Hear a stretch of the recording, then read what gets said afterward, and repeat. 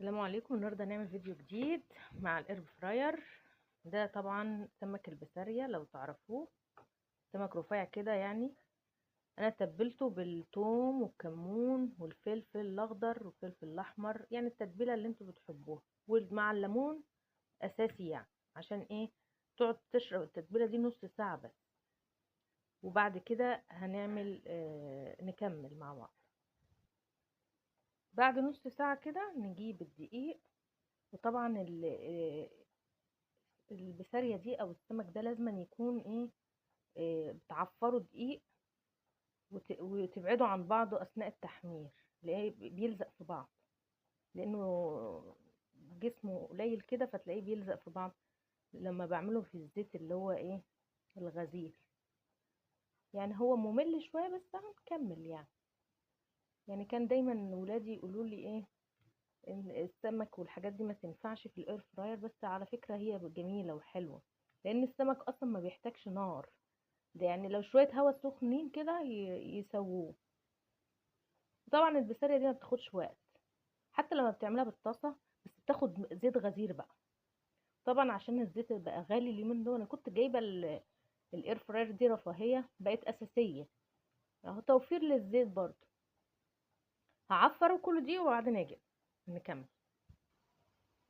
انا هبدرهم اهو، وهرصهم في الاير فراير بقى بنظام كده عشان ايه ما يلزقوش في بعض.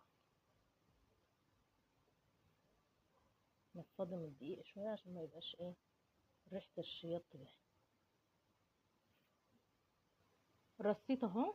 انا كان ممكن احط النص كيلو مره واحده بس عشان بيلزق في بعضه، وكنت انا مسخنه الاير فراير 5 دقايق كده، وهظبطه على 200 درجه، اللي هي اعلى درجه، 5 دقايق بس.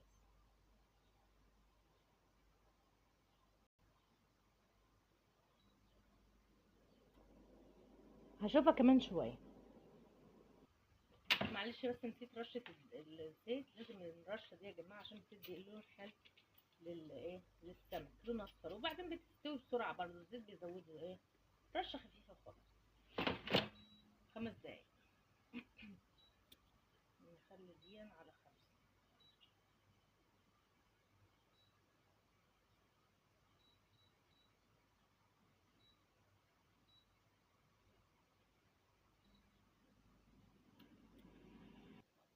فات نص المدة اهو، انا هقلبه بس على الناحية التانية عشان ايه الجزء اللي محمرش ده يحمر. فاتت بقى المدة كاملة، فات 10 دقايق، وبقت بالشكل ده، مش محروق، هو بس الإضاءة. انا هحطها لكم في طبقة عشان تشوفوه.